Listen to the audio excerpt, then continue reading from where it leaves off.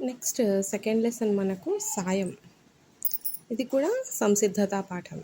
ఇక్కడ చూడండి కొన్ని బొమ్మలు ఇచ్చేసాడు మనకు. ఒక చిన్న అమ్మాయి ఒక పెద్ద మనిషిని రోడ్డు దాటిస్తుంది జీబ్రా క్రాసింగ్ మీద. చిత్రం చూడండి, ఆలోచించి మాట్లాడండి.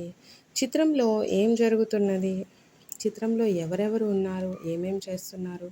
మీరు ఎప్పుడైనా ఎవరికైనా సహాయం చేశారా? అప్పుడు మీకేమనిపించింది? సో ఇక్కడ ఈ సాయం అనే లెసన్ రచించింది ఎవరు అంటే జాకోబ్ 1913, 1991.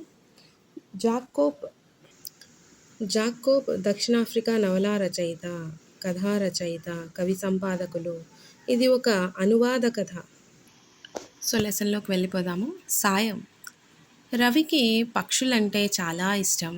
వాటి మధురమైన కిలకిలా రావాలు వినడం మరీ ఇష్టం. రవి నిద్ర లేవగానే కిటికీ దగ్గరకు వచ్చి నిలబడతాడు.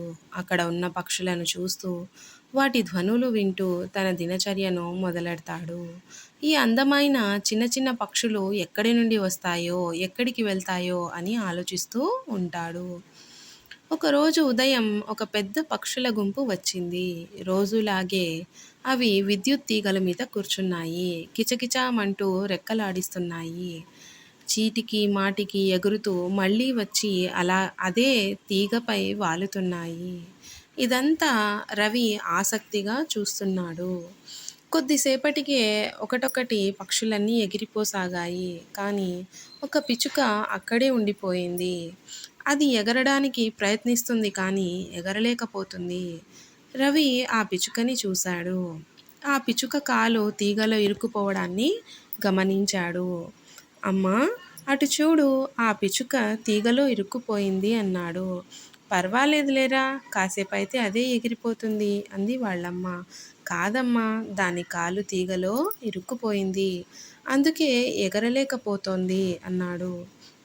ఇలా తీగల్లో ఇరుక్కుపోతూనే ఉంటాయి, నువ్వు లోపలికి రా, దాని గురించి నువ్వేమీ ఆందోళన పడాల్సిన అవసరం లేదు అంది వాళ్ళమ్మ. పాపమమ్మ, నువ్వు కాస్త ఆలోచించు, అది ఈ తీగలో రాత్రంతా ఇరుక్కుపోయి ఉంటే ఏమవుతుందో? ఏమీ అవ్వదు, నువ్వు పొద్దున్న లేచేసరికి అది ఎగిరిపోయి ఉంటుంది చూడు అంది అమ్మ. రవి రాత్రంతా ఇదే ఆలోచనతో పడుకున్నాడు. పిచ్చుకకి ఏమీ కాకూడదని కోరుకున్నాడు. మరుసటి రోజు ఉదయం లేవగానే పిచ్చుక గుర్తుకొచ్చింది. గబగబా బయటికెళ్ళి తీగ వైపు చూశాడు. అక్కడి దృశ్యం చూసి ఆశ్చర్యపోయాడు. ఆ పిచ్చుక అలాగే ఉంది. కానీ పిచ్చుక చుట్టూ ఇతర పక్షులు చేరాయి. తీగకు ఇరుక్కున్న